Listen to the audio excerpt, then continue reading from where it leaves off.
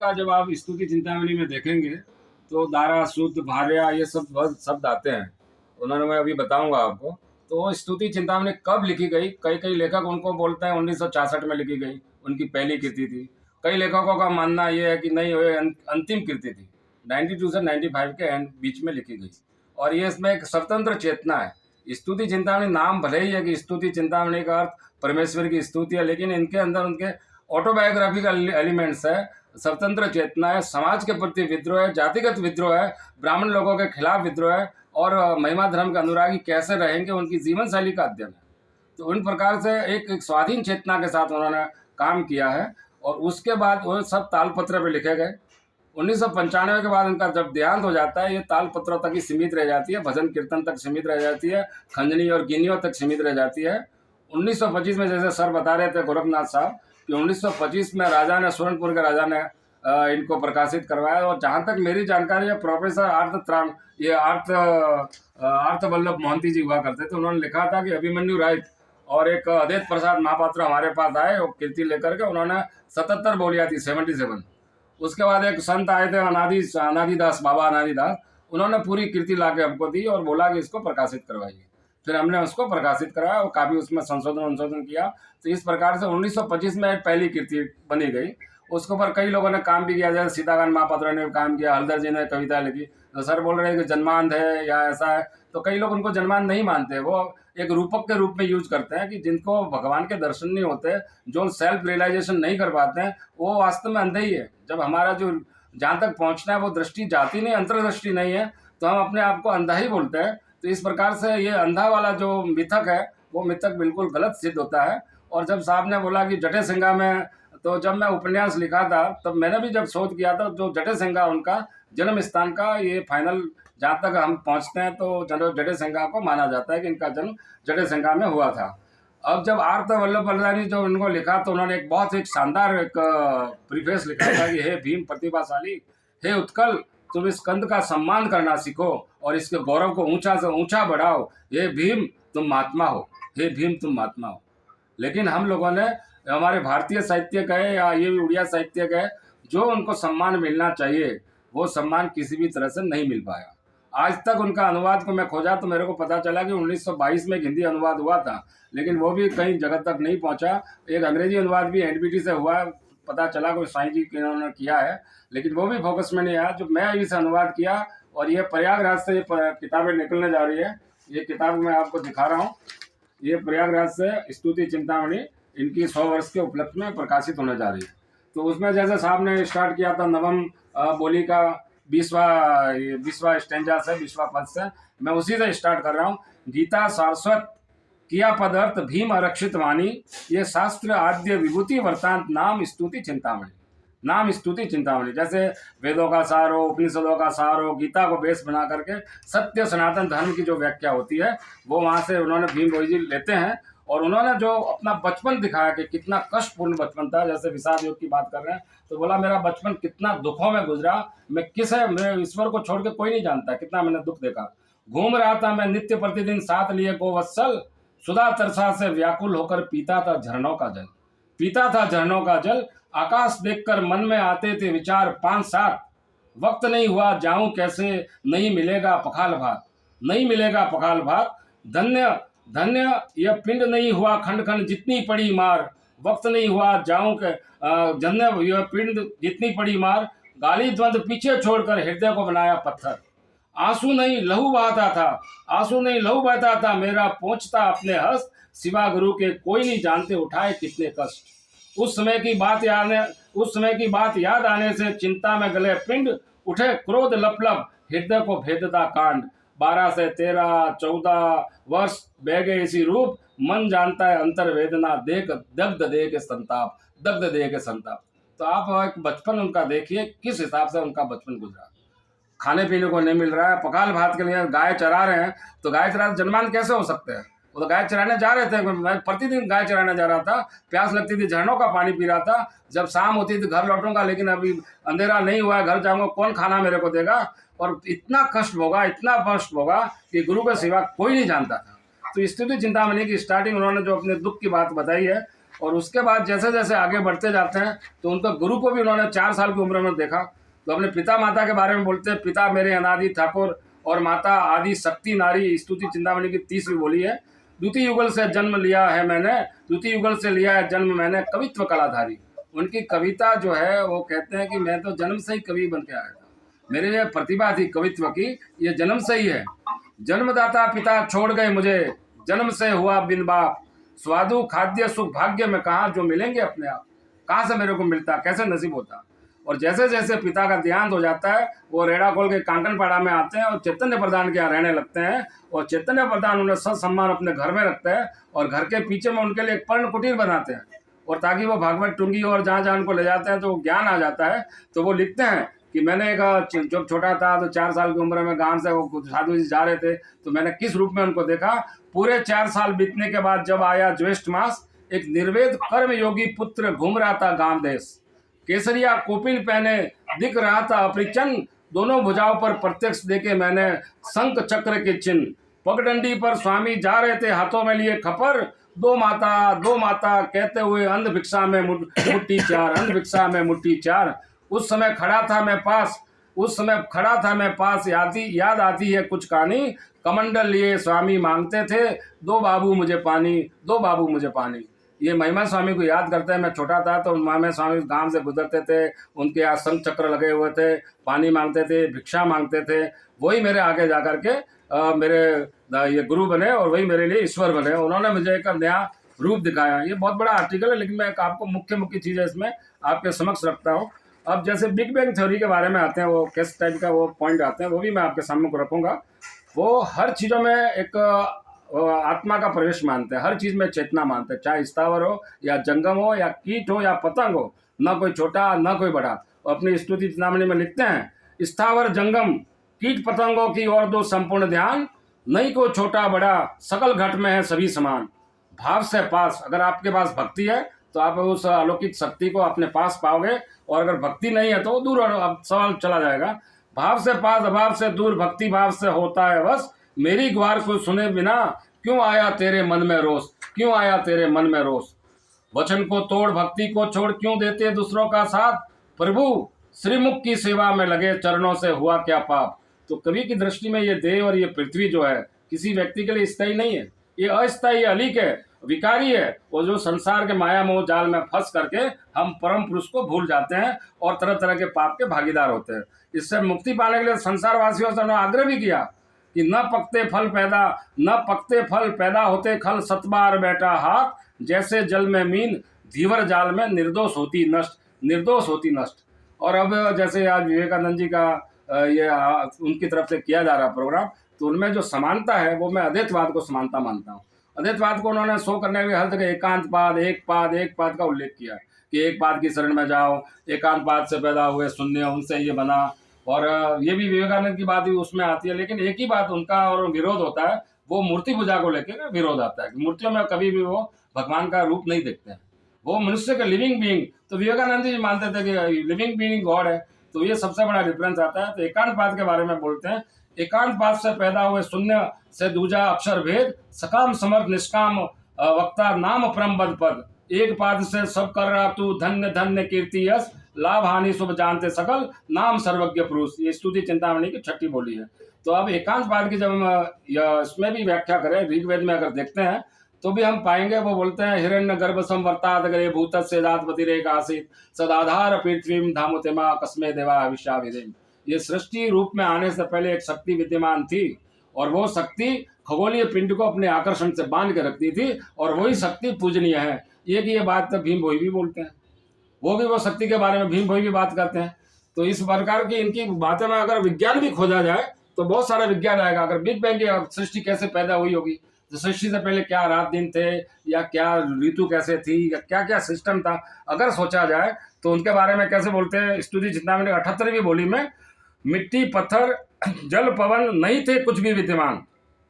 आप ध्यान से सुनिएगा, मिट्टी पत्थर जल पवन नहीं थे कुछ भी विद्यमान, शून्य महाशून्य अंधकार गिराता निशब्द निस्पंदन, शून्य महाशून्य अंधकार गिराता निशब्द निस्पंदन, चंद्र दिनकर नहीं आकाश में, नवलक्ष तारागण लग रहे थे दिन रात एक जैसे, नहीं थे रचनामान, न स्वर्ग न मर्त्य न पाताल, न ही ब्रह्मा विष्णु शिवरूप तीन, 33 करोड़ देवी देवता न थे, नहीं थी शब्द धून, माटी पानी अग्नि पवन गगन नहीं थे पंचभूत, माँ शून्य अंधकार के सिवा कोई भी नहीं थे तत्व, उर्म धूर्म ज्योति ज्वाला न थे, था केवल एक माँ शून्य, था केवल एक माँ शून्य। वहाँ सर्दी गर्मी बारिश न थी, न था कोई ऋतु चक्र, कामना कल्पना रचना पचना नहीं था प्रेम प्रकृति, पाप पुण्य अच्छा बुरा आदि नहीं थे, शून्य थी सारी पृथ्वी, 56 करोड़ जीव जंतु नहीं थे, नहीं थे चारों आम, सुख दुख लाभ हानि आदि नहीं थे, नहीं थे कर्म अकर्म। तो आप सोचिए ये कि ये वेदों में भी बात आती है, हिरण्य गर्भ संवर्तात ग्रे भूतस्य जात पतिरेका से सदाधार पृथ्वी धामुते माँ कस्मे देवा अभिषाविदम, उस शक्ति को तो वो मंदिरों मस्जिदों में शक्ति कहाँ से मिल पाएगी। तो इस प्रकार से उनके अंदर विज्ञान भी अगर बहुत डीप में जाए गहराई में जाए तो हम बहुत सारी चीज़ें इसमें खोज पाएंगे। और वह ये भी कहते हैं कि जिसका हाथ पाँव नहीं आप किसकी खोज में जा रहे हो, पाद पानी नहीं ताको धरीबे किए, हेमंत बर्म स्वरूप देखा न जाए। तो इस प्रकार से लेकिन जो उनकी अपमान हुआ और जीवन भर जिन्होंने कष्ट सहे, चाहे उनके चरित्र पर लांछन लगाए, किसी ने विधर्मी बोला, किसी ने ईसाई बोला, किसी ने मुस्लिम बोला, किसी ने परधन हरण करने वाला चित्रहीन पाखंडी धर्मदर्जी क्या क्या संज्ञा से उनको विशेषण नहीं दिया, वो दुखी होकर के स्तुति चिंतन इस बात को लिखते भी है कि वो लोग बोलते हैं सभी प्राय पुत्रों को बताते अपनी संतान, गुप्त मंत्र सिखाकर सबको कर रहे हो जातिहीन, आप सबकी जातियां खराब कर रहे हो, प्रायी बहु बेटी पर जादू मंत्र करके बनाते भार्या, औरत बना रहे हो उनको मंत्र करके, ग्रस्त बनाकर कहलाता गुरु, कह रहे राजा प्रजा, राजा भी इनको बदनाम कर रहा है, प्रजा भी इनको बदनाम कर रहा है, वो औरतों को जादू मंत्र सिखा रहे हैं, इस प्रकार का लांछन आता। ब्राह्मण पत्नी जितने जगत में वे बोलते ऐसा, गुरु आसन को जाने बिना अन्याय करता हूं मैं कैसा। अगर राम राज्य का भी बात देखें तो राम शंभुक जो तपस्या करता है, आदिवासी होता है, राम जाके उसकी गर्दन काटते हैं, तो वो की वो बात यहाँ भी रिपीट होती है कि सारे जितने भी ब्राह्मण लोग हैं वो बोल रहे हैं कि इसको तो गुरु आसन आता नहीं है, ये कैसा न्याय कैसे बन गया। तो वो बोलते हैं कंद हो ब्राह्मणों की पूजा स्वीकार करते अपने पाँव, विष्णु का तेज नहीं तो शरीर में पैदा किए कैसे जी, लावण्यवती कैसे पैदा हो गई, कपिलेश्वर कैसे पैदा हो गया, अगर शरीर में ताकत नहीं था। तो सर बोल रहे थे कि वो अपना रूप बदल देते थे, कभी एकदम अगर लोग उनके पीछे भी लग जाते थे वो निर्लिंग हो जाते थे, अपना लिंग गायब कर देते थे, ऐसा भी कई जगह सुनने को आता है। तो तरह तरह की बातें इसमें आती है। तो लेकिन वो डरते नहीं है, इतना क्रांतिकारी कवि है मैं तो विश्व में कभी नहीं देखा हुआ, और नहीं इनको खोजा नहीं जाता है, इसलिए हम पीछे रह जाते हैं। उनकी क्रांतिकारी को उसका एक मुंह तोड़ जवाब सुनिए। वो बोलते हैं कि संपत्ति दारा सूत वाला आनंद लिखा था मेरे कपाल, अगर मेरे बच्चे पैदा हुए या मेरी 2-4 औरतें हुई, 4 औरतें हुई तो मेरा किस्मत में था। संपत्ति दारा सूत वाला आनंद लिखा था मेरे कपाल, पूर्व कमाई का फल भोग रहा हूँ, किसका क्या अकाल, किसका मैंने बिगाड़ा है, मैं अपने कर्मों का फल भोग रहा हूँ। सत्य धर्म के अर्जन से तत्व ज्ञान मुझे हुआ है प्राप्त, इस निधि हमारे हाथ लगी इसमें दंड अनुचित, पहले था लिखा भातवित तभी तो हुआ प्राप्त, फेंक डालो धर्म सभा मंडल में अवश्य कह सत सत, हमारे अर्जित धन धान्य रत्नों का करते हम भोग, भाग्य नहीं होता तो कहाँ से मिलता कैसे होता संयोग, क्या मैं कैसे साधु बन जाता, कैसे मेरे स्त्रियां हो जाती, कैसे मेरे बच्चे हो जाते, बिना कमाई बिना भाग्य किसी ने नहीं देखे फलते फल, भेद समझे बिना वे पंडित क्यों कह रहे अंदरगल, ये पंडित अंदरगल उल्टा सीधा मेरे बारे में क्यों बोल रहे हैं। तो आप सोचिए कितनी मानसिक वेदना, कितनी प्रताड़ना उन व्यक्ति ने उस कवि ने झेली होगी। उसके बाद भी बोलते हैं जाति के बारे में कि त्रिभुवन में ढूंढ के आई है एक जन एक जाति, उन्हीं से कर दिए 100 जात रच कर ये धरती, तुमने 100 जात बना करके धरती को बिखेर दिया। महिला पुरुष दोनों बनाए हैं, दोनों महिला पुरुष दोनों बनाए, देखो युगल रूपक, एक सिक्के के 2 पहलू है, एक पुरुष है तो एक स्त्री है, यही है और बाकी कोई नहीं है दुनिया में। दूसरी जाति से तीसरी जाति नहीं, सृजन करो विवेक, स्तुति चिंतामणि की 17वीं बोली में महिला पुरुष यही केवल 2 जातियां होती है। आप दूसरी जातियों को हम 36 जात है, 52 गोत्र है या पाठक है, तो उसके बारे में बोल रहे हैं 36 कुल 52 गोत्र कहलाती नहीं है जात, क्या जल भेद से बदलती जात करे न्यासु पंडित। आप ये अगर प्रेमचंद को पढ़ते हैं, ठाकुर का कुआं आता है तो नीच जात वाले लोग हमारे कुएं से पानी नहीं पिएगा, पानी का भेद हो जाएगा, तो पानी के भेद से हम जातियां बदलते हैं। ये जातियां न्याय पंडित करो, पानी तो सबके लिए है, आप उस पानी का मेरा पानी नहीं पिएगा, उनका पानी में इनका कुआं अलग होगा, उनका कुआं अलग होगा। तो इस प्रकार से उन प्रेमचंद तो बहुत बाद में पैदा हुए, उन जो है 1895 से पहले कितना उन्होंने लिख दिया था।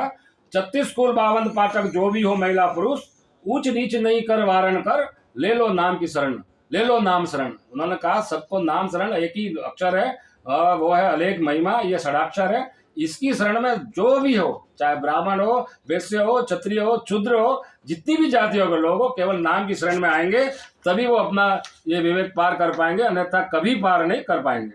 तो इस प्रकार से उन्होंने कई चीज़ों जातियों के बारे में लिखी। और धर्म ये जो पर्यटन करते हैं तो पर्यटन के पूरा खिलाफ थे। हम जगह जगह घूमने जाते हैं, जगह जगह सिर नवाते हैं, कभी इधर पुरी जाएंगे, कभी जगन्नाथ जाएंगे, कभी प्रयाग जाएंगे, गया, गोदावरी, काशी, प्रयाग, कहाँ कहाँ नहीं जाते हैं। धर्म मानते हुए हमारा भगवान माफ कर दो, हमसे ये पाप हो गया, तो ये पूरा विरोध करता है कि ये सारे तीर्थ शरीर के भीतर है और अपने शरीर को पवित्र करो।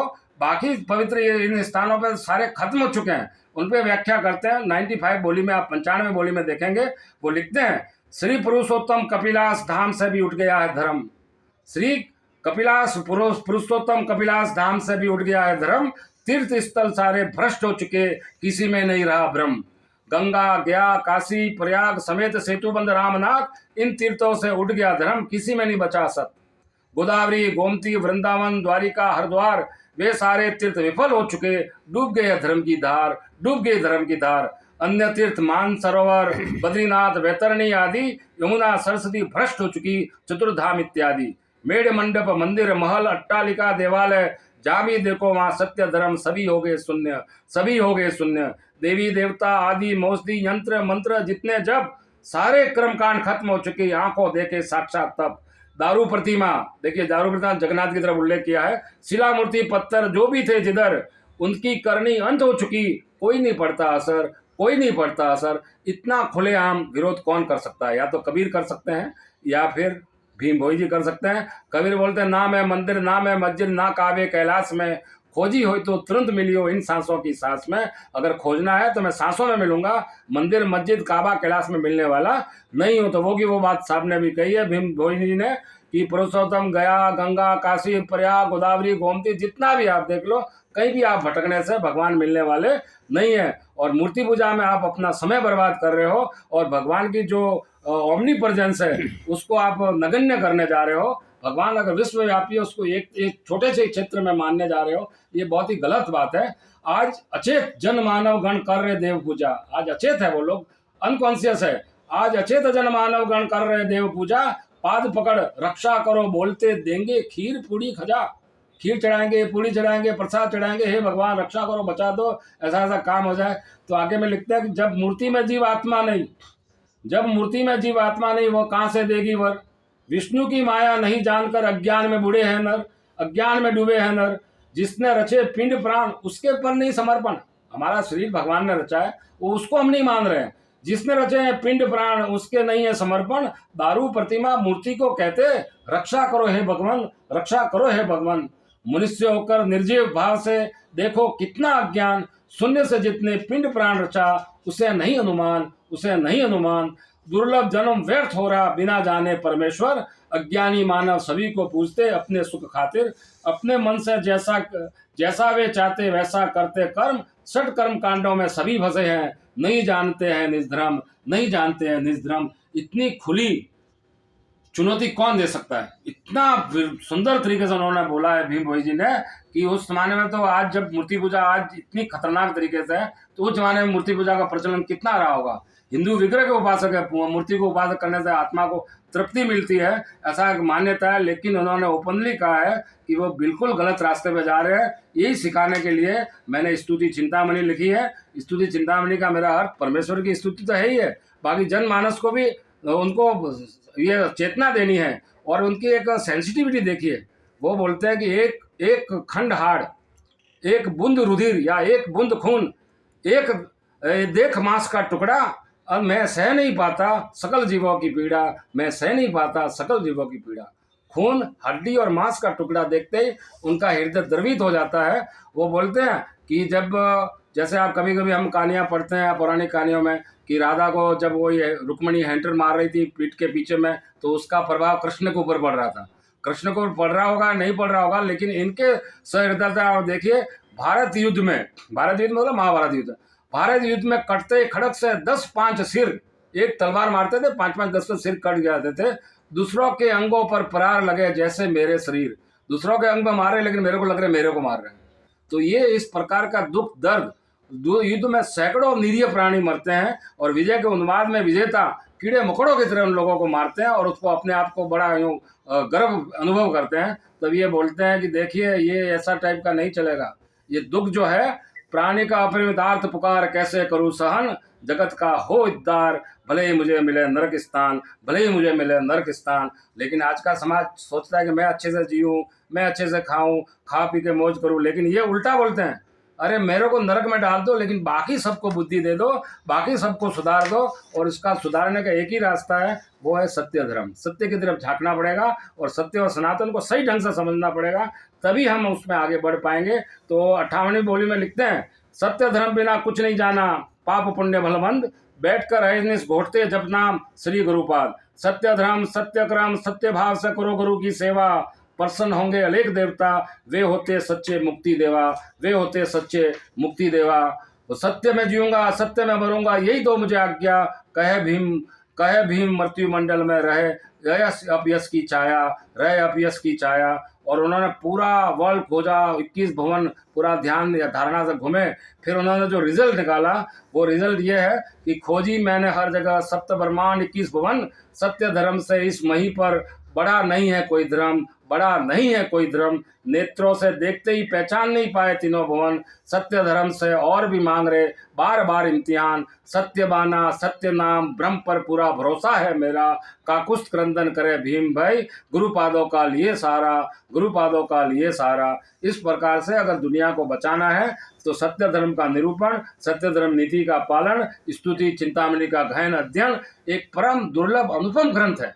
अगर इसमें ब्रह्म निरूपण है, सृष्टि तत्व का निरूपण है, सत्य धर्म की नीति है, संन्यास आश्रम के पॉइंट्स है, गृहस्थाश्रम के नियम है, ज्ञानी गुणी तत्वज्ञ जितने भी विद्यार्थी अध्यापक सभी के लिए परम उपयोगी है। तो इस प्रकार से स्तुति चिंतामणि के जो 100 साल के बाद यथारूप रूपांतरण करने का प्रयास किया गया है, जैसे उनकी मूल कृति में 20 अक्षर है एक पंक्ति में, वो के वो 20 अक्षर इस अनुवाद में भी आए हैं। तो कोशिश की गई थी कि ये प्रकार से एक अच्छी तरह से एक रूप में आए। और कुछ कविता के और मैं इसमें उनके अंक पंच सुनाना चाहूँगा जिसमें उन्होंने भविष्यवाणी की थी, जिनमें उन्होंने भविष्यवाणी की थी कि आने वाला समय कितना खतरनाक रहेगा। उसी के साथ मैं अपनी वाणी को विराम दूंगा। वो कुछ पॉइंट आपके समक्ष रख रहा हूँ। अलेख महिमा तोड़ेंगे गरिमा, समाप्त होगी उत्पत्ति। अलेख महिमा तोड़ेंगे गरिमा, समाप्त होगी उत्पत्ति। भाद्रव से सप्तांग लग गया, 7 टुकड़े होगी पृथ्वी। इतनी बड़ी खतरनाक कल्पना की पृथ्वी के 7 टुकड़े हो जाएंगे। गुरु करेंगे गुप्त साधना, प्रत्यक्ष नहीं होंगे वे कभी, एक एक जाएंगे खिसक, किसी को चलेगा पता नहीं। हृदय में नहीं वेद शास्त्र, वार्ता में नहीं गुरु नाम, यहाँ के प्राणियों के हृदय से छूट जाएगा सत्य धर्म, प्राणियों के हृदय से छूट जाएगा सत्य धर्म। अन्याय आचार अनीति विचार लगा छंद नटकूट, किस धर्म का आश्रय लेकर प्राणी तरेंगे किस बार। तो वो बताते हैं आग में जलेंगे, जल में डूबेंगे, पेड़ों से गिर मरेंगे, निर्दयता से होगा सर्पाघात, चाकुओं से गला काटेंगे, चाकुओं से गला काटेंगे। रोग व्याधि शारीरिक पीड़ा, लोग रहेंगे दुखी चिंतित, कोई मरा होगा कोई जीवित, अंगों में नहीं होगी शक्ति। व्याधियों से सभी होंगे पीड़ित, कांपता होगा शरीर। घर में होंगे जितने प्राणी, सभी की नेत्रों से बहेगा नीर, सभी की नेत्रों से बहेगा नीर। 8 कोटि रोग, 8 करोड़ रोग आएंगे। 8 कोटि रोग, 64 वेदना, 64 वेदना मांग कर आए हैं वर। 34 अंग के शत्रु दमन को हो गए अग्रसर। 8 करोड़ योगिनियों, 9 करोड़ कांतनियों का दल, श्री गुरु मुख के पाकर आया आज्ञा वह सदल। इस जग का होगा नाश, देखते देखते होगा शरण, यामिनी बीतते ही गांवों में होगा 5-10 का मरण। रात एक रात पार हुई, 10-15 आदमी मरना शुरू हो जाएंगे। गांव टूटेंगे, बैठ जाएगा देश, रजवाड़े होंगे खत्म, गांवों बचेंगे 2 सार, जो लेते होंगे महिमा का नाम। 10, 5, 15 प्राणियों में नहीं बचेगा कोई जन, निर्वंश हो जाएंगे सारे, बंद रहेंगे द्वार वातायन। परिजन व मित्र संबंधी रह रहे होंगे एक घर, एक रसोई का समस्त खाएंगे एकांत प्राण होकर। उस समय जाति गोत्र रखेगा कौन, उस समय जाति गोत्र रखेंगे कौन। वेश्या पुत्री पुत्र, क्रम आचार बात विचार समझेंगे रह रहकर। बैल गाय भैंस बकरी भेड़ों का सभी का माँ करेगी भोग, रोग व्याधि से मरेंगे सभी, नहीं मिलेंगे 1-2 लोग। ऐसे कलयुग में घर घर में भरा होगा द्रव्य धन, प्रभु वाहन गुरु 2.5 दिन में करेगा हरण। फल मूल खाए, झर पानी पिए, भजन नाम तत्पर, पूरे जगत से खाली हो जाएगा 52 कोटि भंडार। निंदा मान नहीं रहेगा तान, करेंगे सब एक भाव, पुरुषों को नारियां देगी ज्ञान, तब आएगा सतयुग। भजेंगे जो जन रहेंगे वे प्राण, सत्यादि ग्रह कर्मक, स्त्री 4 बदम, पुरुष 4 बदम, ठीक 8 बदम लोग। कैसे बचूंगा, पिंड को सिंचूंगा, मन में हो रहा कसन, भीम समझकर आदि अंत, कांपता है दे जीवन, कांपता है दे जीवन। उन्होंने एक भविष्यवाणी की कलयुग के साथ किस प्रकार का एक हमारे सामने आएगा। हम कलयुग के अंदर ही जी रहे हैं, बहुत सारी चीज़ें हम इसको देख पा रहे हैं। तो इस प्रकार से एक भविष्य दृष्टा और कवि सृष्टा को अगर हम राष्ट्रीय भाषा में लाकर देश के सामने प्रस्तुत करें और उनकी कंसेप्ट को जगह जगह पहुंचाएं, तो मैं सोच रहा हूं कि हम एक विश्व हितकारिणी काम करेंगे और दुनिया को बचा पाएंगे। मंगल कामना के साथ मैं अपनी वाणी को विराम देता हूं। आप सभी को नमस्कार करता हूं। नमस्कार दोस्तों, ये थे दिनेश माली जो अभी भीम भोई की चिंतन पे अपनी समीक्षा प्रस्तुत कर रहे थे। और हम महावीर समता संदेश से बोल रहे हैं और आपसे अपील करते हैं कि आप इसको हमारे YouTube चैनल को सब्सक्राइब करें। और अगर आप अभी तक सब्सक्राइब नहीं किया है तो सब्सक्राइब कर लें, बेल आइकन दबाएं। कि वीडियो आपको अच्छा लगा हो तो आप लाइक करें, फॉरवर्ड करें और लोगों को भेजें। और कमेंट बॉक्स में जाएं, कमेंट लिखें, सुझाव दें। आपके कमेंट और सुझाव हमें और बेहतर करने की ओर अग्रसर करेंगे। जय हिंद, जय भारत।